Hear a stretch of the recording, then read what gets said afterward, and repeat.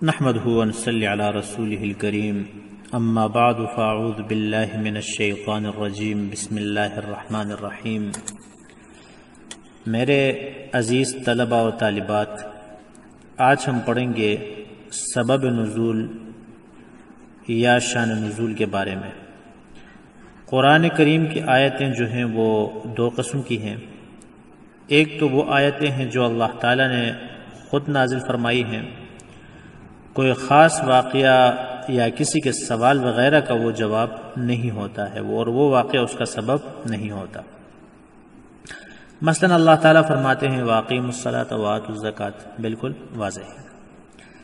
لیکن بعض آیات ایسی ہیں کہ جن کا نزول کسی خاص واقعہ یا کسی کے سوال کے جواب میں اس کا نزول ہوتا ہے، یعنی نازل ہوتا ہے۔ تو جس واقعے میں یا جس سوال کی وجہ سے وہ آیت نازل ہوئی ہے، اس واقعے کو اور اس پس منظر کو اس آیت یا سورت کا شان نزول یا سبب نزول کہتے ہیں۔ مثلا ایک دفعہ حضرت مرثد رضی اللہ تعالیٰ عنہ جب مکہ میں تھے اسلام لانے سے پہلے، تو ان کا ایک خاتون کے ساتھ وہاں تعلق تھا۔ اسلام لانے کے بعد حضرت مرثد رضی اللہ تعالیٰ عنہ مدینہ تشریف لے آئے، اور وہ عورت جو تھی وہ مکہ میں رہ گئی۔ ایک مرتبہ کسی کام سے حضرت مرثد رضی اللہ تعالیٰ عنہ مکہ تشریف لے گئے، تو اس عورت سے ملاقات ہوئی، تو اس عورت نے نکاح کی پیشکش کی۔ تو حضرت مرثد رضی اللہ تعالیٰ عنہ نے کہا کہ میں اب نبی اکرم صلی اللہ علیہ وآلہ وسلم کی اجازت کے بغیر کچھ نہیں کر سکتا۔ یہ کہہ کر مدینہ واپس آئے اور نبی اکرم صلی اللہ علیہ وآلہ وسلم سے اجازت طلب کی، نکاح کی۔ تو اس وقت یہ آیت نازل ہوئی وَلَا تَنْكِحُوا الْمُشْرِكَاتِ حَتَّى يُؤْمِنْ، کہ مشرک عورتوں سے نکاح نہ کرو جب تک وہ ایمان نہ لائیں۔ تو اب ظاہر بات ہے کہ یہ واقعہ مذکورہ جو ابھی ہم نے بیان کیا ہے وہ اس آیت کا سبب نزول ہے یا شان نزول ہے۔ ایک بات تو یہ ہو گئی۔ دوسری بات یہ ہے کہ بعض لوگ کہتے ہیں کہ یہ شان نزول وغیرہ جو ہے اس کی ضرورت نہیں ہے، قرآن خود واضح ہے۔ تو ظاہر بات ہے کہ یہ خیال جو ہے یہ درست نہیں ہے، بلکہ یہ کیا ہے، غلط ہے، کیونکہ اس کے بہت سارے فائدے ہیں۔ کیونکہ اس سے یہ پتہ چلتا ہے بعض اوقات بعض آیات میں کہ اللہ تعالیٰ نے جو یہ حکم نازل کیا ہے اس کی حکمت کیا ہے۔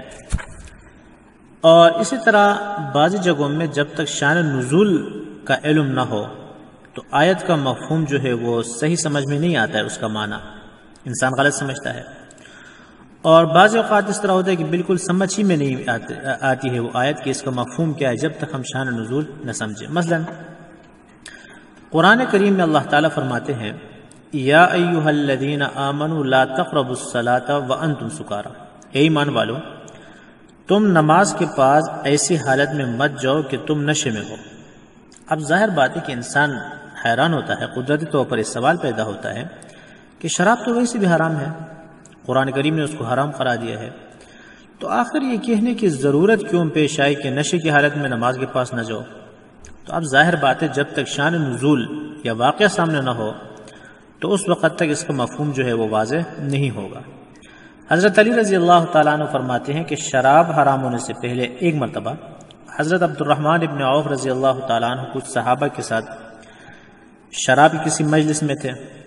اس میں نماز کا وقت جب آ گیا تو ایک صحابی نے امامت کی، اور اس میں نشے کی وجہ سے قرآن کریم کی آیت غلط تلاوت کی، تو اس وقت یہ آیت نازل ہوئی تھی، اور بعد میں تو مطلق شراب جو ہے وہ حرام قرار دیا گیا، اس وقت اگرچہ کہ حرام قرار نہیں دیا گیا۔ اسی طرح قرآن کریم میں اللہ تعالیٰ فرماتے ہیں وَلِلَّهِ الْمَشْرِقُ وَالْمَغْرِبُ فَأَيْنَمَا تُوَلُّوا فَثَمَّ وَجْهُ اللَّهِ، کہ مشرق مغرب اللہ ہی کے ہیں، بس جدھر بھی تم رخ کر لو ادھر ہی اللہ کا رخ ہے۔ اب ظاہر بات ہے کہ اس آیت کا شان نزول جو ہے وہ سامنے نہ ہو انسان کے، تو اس سے ایک غلط معنی جو ہے وہ مفہوم ہوتا ہے، ایک غلط معنی جو ہے وہ سمجھ میں آتا ہے۔ جیسے خود اب یہاں یہ لگ رہا ہے کہ مشرق اللہ تعالیٰ کی ہے، مغرب اللہ تعالیٰ کی ہے، وہ ہر سمت میں موجود ہے، لہٰذا جس طرح منہ کر کے آپ نماز پڑھیں گے تو درست ہے۔ حالانکہ یہ بات تو غلط ہے، بدیہی طور پر غلط ہے۔ کیونکہ قرآن ہی میں اللہ تعالیٰ نے خانہ کعبہ کی طرف منہ کر کے نماز پڑھنے کا حکم دیا گیا۔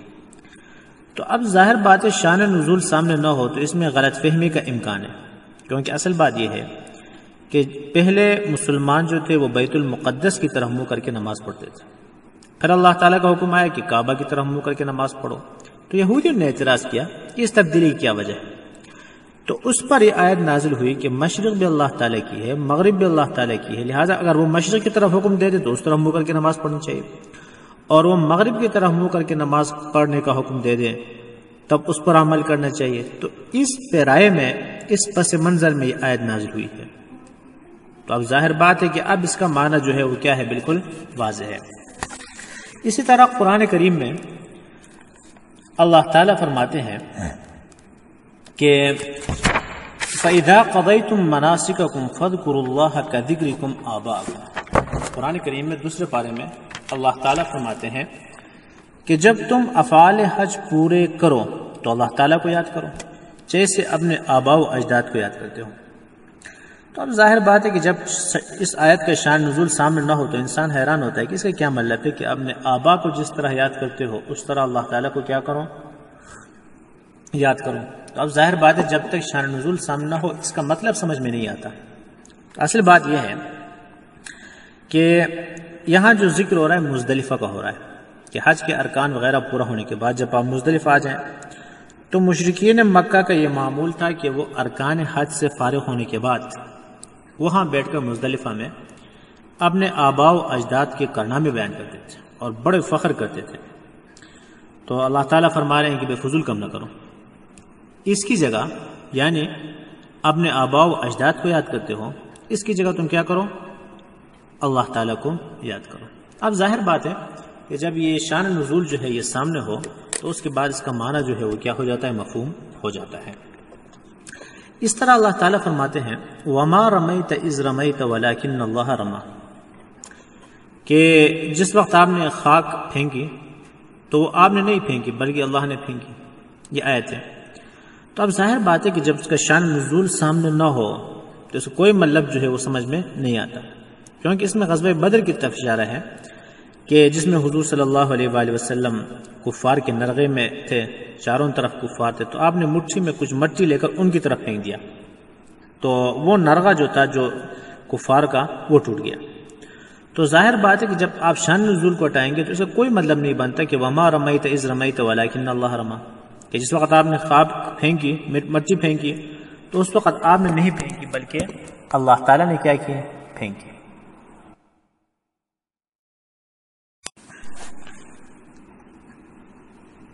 نحمدہ ونصلی علی رسولہ الکریم، اما بعد۔